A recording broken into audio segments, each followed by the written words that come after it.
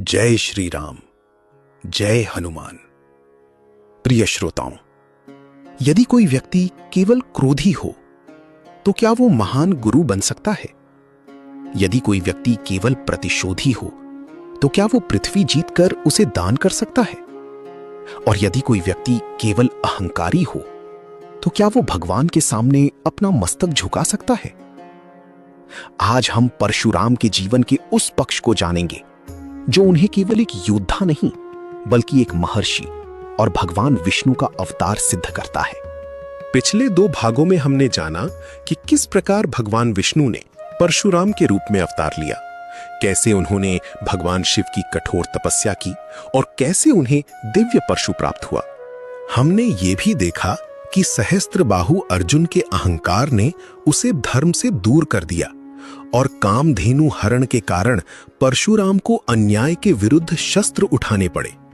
फिर वो दुखद क्षण आया जब प्रतिशोध में अंधे हुए लोगों ने महर्षि जमदग्नि की हत्या कर दी और माता रेणुका का विलाप सुनकर परशुराम ने एक महान प्रतिज्ञा ली। लेकिन यहीं से एक ऐसा प्रश्न जन्म लेता है जो आज भी अनेक लोगों के मन में उठता है।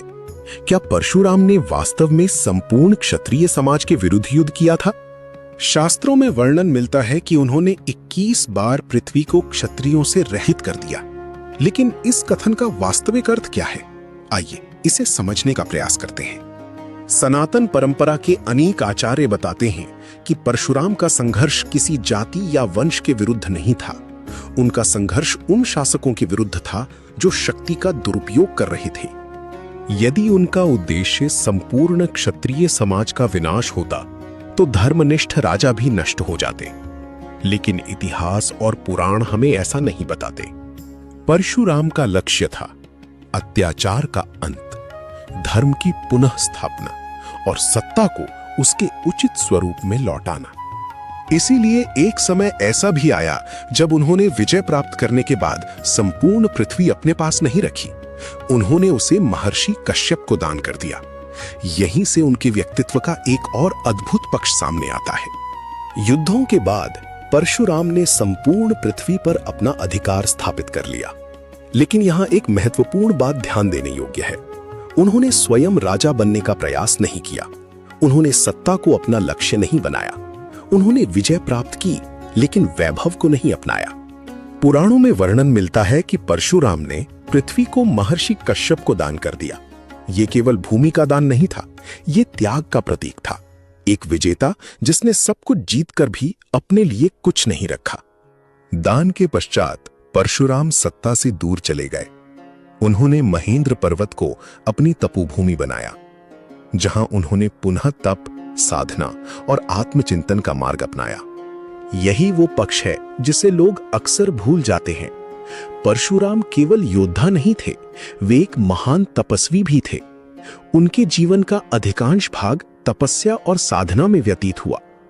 समय बीतता गया और धीरे धीरे परशुराम केवल योद्धा नहीं बल्कि गुरु के रूप में भी प्रसिद्ध होने लगे।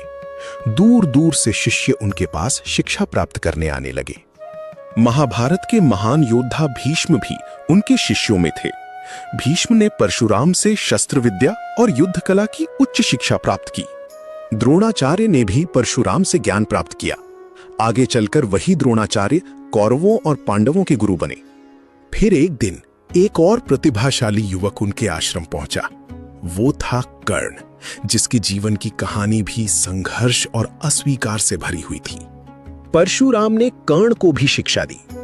लेकिन बाद में जब उन्हें ज्ञात हुआ कि कर्ण ने अपनी पहचान छिपाई थी, तब दोनों के बीच एक प्रसिद्ध प्रसंग घटित हुआ, जिसका उल्लेख महाभारत में विस्तार से मिलता है। लेकिन परशुराम के जीवन का सबसे प्रसिद्ध प्रसंग अभी शेष था। एक ऐसा क्षण जब उनका सामना स्वयं भगवान राम से होने वाला था। जनकपुरी की वो सभा, शिव धनुष का टूटना और परशुराम का आगमन, यही वो घटना थी जिसने उन्हें जन जन में प्रसिद्ध कर दिया। समय बीतता गया। मिथिला की राजधानी जनकपुरी में माता सीता का स्वयंवर आयोजित हुआ।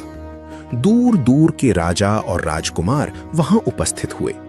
लेकिन स्वयंवर की शर्त अत्यंत कठिन थी। जो भगवान शिव के दिव्य धनुष को उठाकर उस पर प्रत्यंचा चढ़ा देगा, वही सीता का वरण कर सकेगा।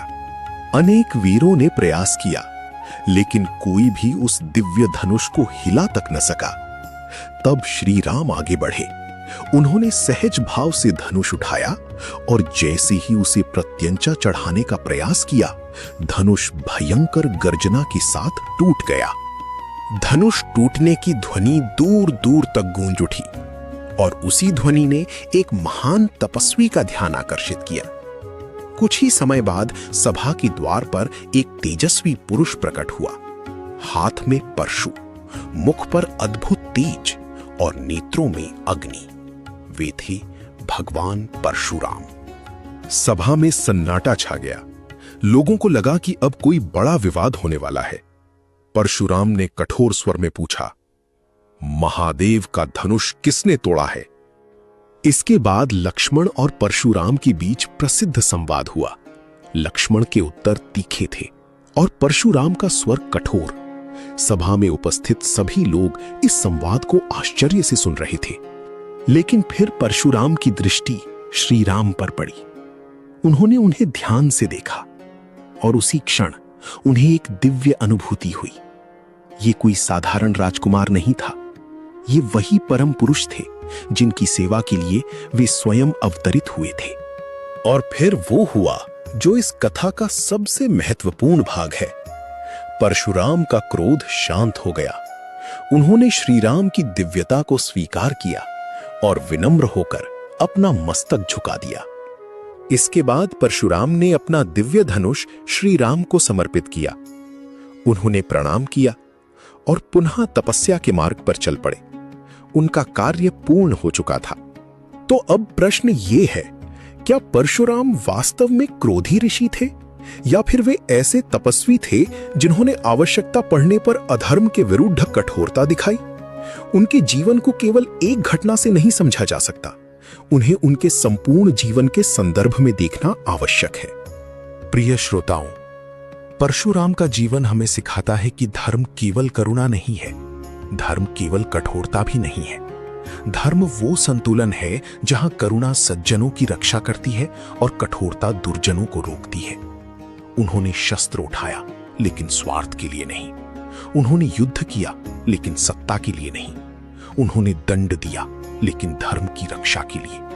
और जब समय आया तो उन्होंने विनम्र होकर भगवान के सामने अपना मस्तक भी झुका दिया। यही परशुराम का वास्तविक स्वरूप है। प्रिय श्रोताओं, कहानी यहीं पूर्ण होती है, लेकिन उसका चिंतन आपके मन में जीवित रहे, क्योंकि कथा समाप्त हो सकती है पर उसका चिंतन नहीं। तब तक के लिए अनुमति दीजिए। जय श्री राम, जय हनुमान, जय परशुराम भगवान। पौम।